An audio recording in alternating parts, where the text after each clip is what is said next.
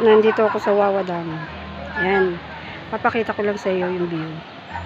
Medyo malinis pa naman yung tubig ito. Ayan.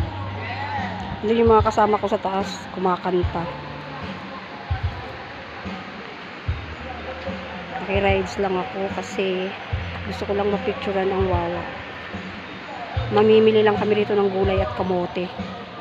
Kamote, saging, avocado, yan. Marami yan dito. Yun lang ang sadya namin dito. Tsaka nag-meeting na rin kami, guys. Nag-meeting kami.